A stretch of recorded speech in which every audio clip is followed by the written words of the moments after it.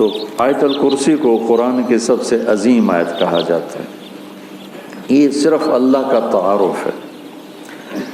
اللہ کتنی دفعہ آپ گنتے ہیں؟ اللہ لا الہ الا ہو، 2، الحی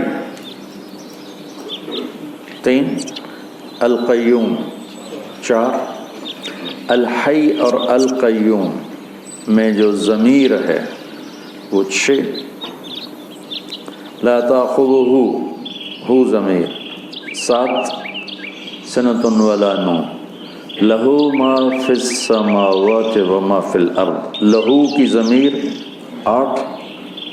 من ذا الذی یشفع عندہ 9، الا باذنہ ہی ضمیر 10۔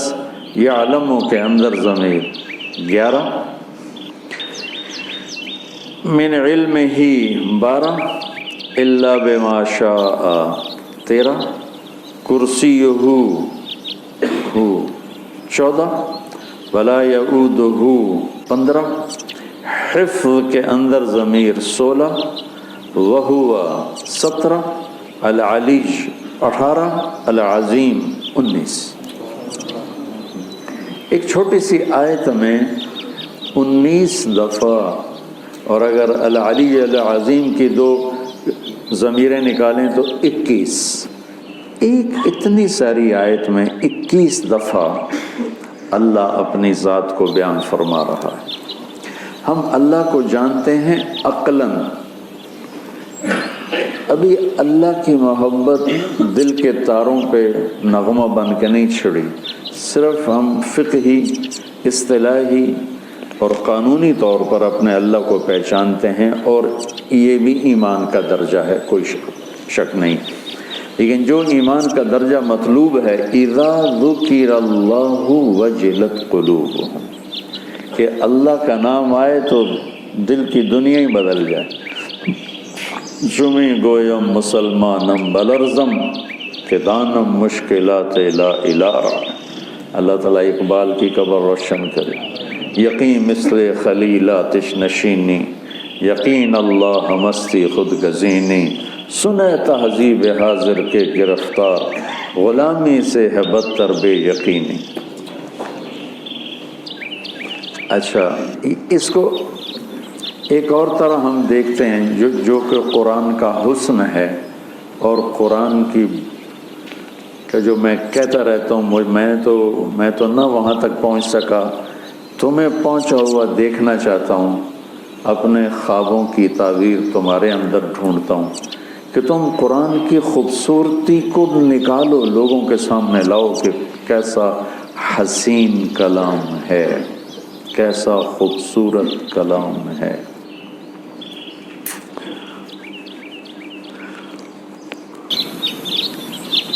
اللہ لا الہ الا ہو، اللہ اپنا تعارف کروا رہا ہے۔ الحی القیوم، ہمیشہ زندہ، ہمیشہ قائم۔ لا تأخذہ سنۃ ولا نوم، لا ینأس ولا ینام تو نہیں کہا، چونکہ وہ طاقتور مفہوم لا ینام میں نہیں پیدا ہوتا۔ لا ینام میں نفی نہیں ہے کہ نیند سے پاک ہے، لا ینام میں یہ احتمال ہے، نیند آتی ہے کنٹرول کر لیتا ہے، اونگ آتی ہے کنٹرول کر لیتا ہے۔ لا تأخذہ کے اندر نفی ہے کہ وہ نیند سے پاک ہے اور وہ اونگ سے پاک ہے، اور کوئی اس کے سامنے دم نہیں مار سکتا اس کی اجازت کے بغیر، اور وہ آگے بھی جانتا ہے، پیچھے بھی جانتا ہے، جتنا وہ چاہتا ہے اتنا اپنے علم میں سے دیتا ہے۔ اس کی کرسی نے زمین آسمان کو گھیرے میں لیا ہوا ہے، اس سب کو کی حفاظت اس کو تھکاتی نہیں، اور وہ بلند ہے، عظیم ہے۔ ٹھیک ہو؟ اب ذرا ان جملوں میں آپ غور کریں کہ یہ آپس میں جڑے ہوئے کیسے ہیں۔ الحیش القیوم، یہ آخری جملہ العلیج العظیم، یہ دونوں آپس میں جڑے ہوئے ہیں۔ الحی القیوم، العلیج العظیم، غور کرنا، لا تأخذہ سنۃ ولا نوم لا یعودہ حفظہما، یہ آپس میں جڑے ہوئے ہیں، ایک مفہوم دے رہے ہیں، ٹھیک ہے، لا تأخذہ سنہ ولا نوم، اور ادھر لا یعودہ حفظہما۔ کچھ سمجھ میں ابھی آ رہا ہے کہ نہیں؟ جوڑ سمجھ میں آ رہا ہے؟ لہو ما فی السماوات و ما فی الارض، یہ جڑا ہوا ہے وسع کرسیہ السماوات والارض، کہ دونوں ایک مفہوم دے رہے ہیں، زمین اس کی، آسمان اس کا، اس کے تخت نے زمین آسمان کو گھیرے میں لیا ہوا ہے۔ تو یہ اوپر والا جملہ اور یہ جملہ آپس میں جڑے ہو کہ نہیں جڑے ہیں؟ اچھا، من ذا الذی یشفع عندہ الا بإذنہ ولا یحیطون بشیء من علمہ الا بما شاء، یہ دونوں آپس میں جڑے ہوئے ہیں، ٹھیک ہے۔ اچھا، یہ ایسا جوڑ کیسے بٹھا دیا اللہ تعالیٰ نے؟ تو بیچ والا جملہ ہے یعلم ما بین ایدیہم وما خلفہم، وہ آگے بھی جانتا ہے پیچھے بھی جانتا ہے، جوڑ بٹھا دیا اس نے، اوپر کا نیچے کے ساتھ، نیچے کا اوپر کے ساتھ۔ کوئی میری بھی بلاغت سمجھ میں آئی؟ شیخ صاحب کی بلاغت تو قانونی ہوتی ہے نا، تو ہماری تو رب رمیۃ من غیر رامن ہوتے ہیں، رب رمیۃ من غیر رامن۔ کہ کیا خوبصورت اللہ نے اس کو جوڑ بٹھایا، الحی القیوم العلی العظیم، لا تأخذہ سنۃ ولا نوم ولا یعودہ حفظہما، سبحان اللہ، کیا زبردست ہے۔ لہ ما فی السماوات وما فی الارض وسع کرسیہ السماوات والارض من ذا الذی یشفع عندہ الا بإذنہ ولا یحیطون بشیء من علمہ الا بما شاء۔ تو یہ بیچ میں ہے یعلم ما بین ایدیہم وما خلفہم، تو یہ خوبصورت، یہ سارا قرآن ہی ایسے۔ تو اللہ سے تم مانگو، اللہ تمہیں وہ ذوق سلیم دے کہ تم قرآن کے حسن کی نقاب کشائی کر سکو۔ ابھی تک صرف ترجموں میں اٹکے ہوئے ہیں ہمارے علماء، بہت کم ہیں جو اس معیار تک پہنچتے ہیں جہاں جا کر انسان کی عقل حیرت میں ڈوب جاتی ہے، گم ہو جاتی ہے کہ اللہ اکبر، اللہ اکبر۔ اور یہ ایمان بالغیب نہیں ہے، یہ مشاہدے کی چیز ہے۔ ہم ایمان لائے کہ قرآن جیسا کلام کوئی نہیں، لیکن یہ مشاہدے کی چیز ہے کہ اس حد تک پہنچو،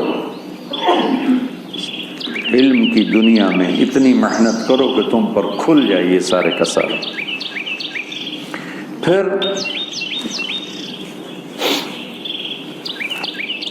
آگے نا اللہ تعالیٰ نے اپنی قدرت کے کچھ مناظر بیان فرمائے ہیں،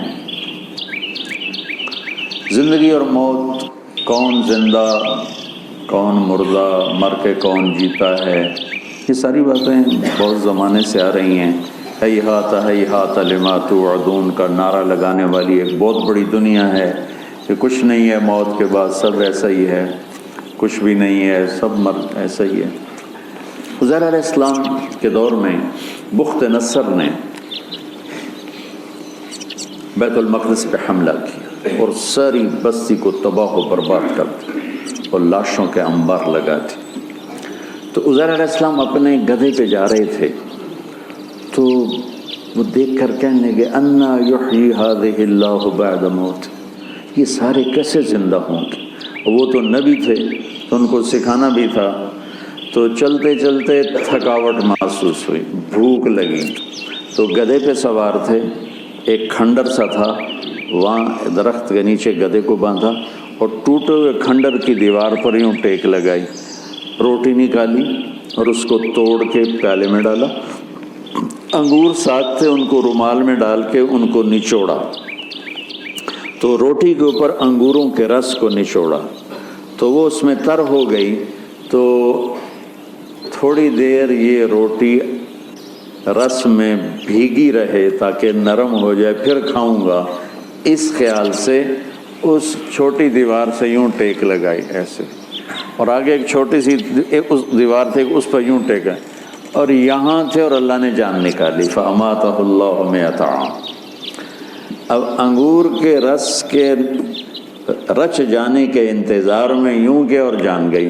100 برس کے بعد اللہ نے اٹھایا، کم لبثت؟ قال یوما، ایک دم نکلا ایک دن، پھر سورج دیکھا تو کوئی ڈھل گیا تھا، نہیں بعد یوم۔ قال بل لبثت 100 عام، نہیں عزیر تو 100 سال زندہ رہا ہے۔ یا اللہ 100 سال، وہ کیسے؟ اپنا کھانا دیکھو ذرا، الی طعامک و شرابک لم یتسنہ، انگور کی شراب سب سے اعلیٰ شراب بنتی ہے کہ وہ بہت جلدی جھاگ چھوڑتا ہے، خمیر بن جاتا ہے، تو 100 برس کے بعد دیکھا تو روٹی تازہ، انگور کا رس اس میں تازہ اور وہ نرم پر بھری ہوئی پڑی ہے، اور روٹی نرم، پانی ویسے، انظر طعامک و شرابک لم یتسنہ، تو دیکھ ذرا تیرا جو پانی اور پینا ہے، کھانا ہے وہ تو بالکل ٹھیک ہے، لیکن تیرا گدھا کدھر ہے؟ وہ تو کوئی نہیں ہے، دیکھ میں اسے کیسے زندہ، انظر الی العظام کیف ننشزها ثم نکسوها لحما، ابھی دیکھ میں کیا کرتا ہوں۔ تو اللہ تعالیٰ کا جو امر آیا تو زمین پہ جو اس کو جو مٹی بن چکی تھی ہڈیاں، وہی ہڈیاں بن کے زندہ ہو گئیں اور ڈھانچہ بن گئے، اس کے اوپر گوشت چڑھا، اس کے اوپر یہ سارا پروسیس عزیر علیہ السلام نے آنکھوں سے دیکھا، سارا گدھا مکمل ہوا۔ پھر تیسرا واقعہ اللہ تعالیٰ نے ابراہیم علیہ السلام کا سنایا کہ یا اللہ تو مردے زندہ کیسے کرے گا؟ قال اولم تؤمن؟ قال بلی ولکن لیطمئن قلبی، اطمینان قلب کے لیے چاہتا ہوں۔ فخذ 4 من الطیر وصرهن الیک ثم اجعل على كل جبل منهن جزءا ثم ادعهن سیاتینک سعیا، کہ 4 پرندے لے لے، وہ کوئی 4 پرندے تھے، مفسرین نے لکھے ہیں، کوئی کہتا ہے مور تھا اور کبوتر تھا، فاختہ تھی، کوا تھا، جو بھی تھے، بہرحال 4 پرندے تھے، اس سے کوئی بات نہیں کہ کون سے تھے، ان کو اپنے سے مانوس کر لیا، پھر اس کے بعد ان کو کاٹا اور ان کے کیما کر کے بوٹیاں ملا دی، اور ایک حصہ یہاں، ایک یہاں، ایک یہاں، ایک یہاں۔ تو اللہ تعالیٰ نے کہا یاتینک سعیا، یہ نہیں کہا یاتینک طیرا، اڑتے ہوئے تیرے پاس آئیں، یعنی سعیا چلتے ہوئے آئیں گے ایسے، تاکہ تو اچھی طرح تسلی کر کے دیکھ لے کہ جو تیرا رب کر رہا ہے کیسا کر رہا ہے۔ تو وہ بھاگتے ہوئے آئیں گے، اڑتے ہوئے نہیں آئیں گے، پرندہ تو اڑتا ہے، اللہ نے کہا نہیں اڑاؤں گا نہیں، چلاؤں گا، اور گردن کے بغیر، گردنیں ہاتھ میں، اور بلاؤ ان کا مور آ جائے تو اس کے اجزاء اوپر اٹھے، جمع ہوئے، مور بنے، دھڑ سر کے بغیر وہ چلتا آ رہا ہے، تاکہ ابراہیم علیہ السلام اچھی طرح دیکھ لیں۔ اڑتے ہوئے آئے تو شاید وہ تیزی کی وجہ سے پورا پتہ نہ چلے، تو اس طرح ہے، اس طرح، اس طرح۔ تو جب وہ گردن 7 فٹ کی تو 7 ہی فٹ ہوگی، ہر ایک کی گردن فٹ کرتا ہے کہ وہ فٹ ہوگی۔ مولانا نظر الرحمان صاحب سے سنا، میں نے خود نہیں پڑھا، کہ وہ جب وہ مور آئے تو کوے کی گردن آگے کر لی، تو اس نے گردن یوں کر لی، پھر اس نے وہ کبوتر کی گردن یوں کر لی، پھر جب مور کی تو اس نے گردن بیچ میں گھسیڑ دی، تو زندہ ہو گیا۔ تو اللہ تبارک و تعالیٰ اپنی قدرت سے جو چاہے کر کے دکھاتے، لا کے ساتھ ساری مخلوق کی نفی ہو جاتی ہے، کہ لا کے تلوار کے نیچے ہر چیز کی نفی ہے، الا اللہ کے ذریعے صرف اللہ کی ذات کا اس بات ہے کہ کرنے والا صرف اللہ ہے۔ لا کے نیچے اوپر 7ویں آسمان نہیں، عرش سے لے کر تحت الثری تک ہر چیز اس مالک کے سامنے بے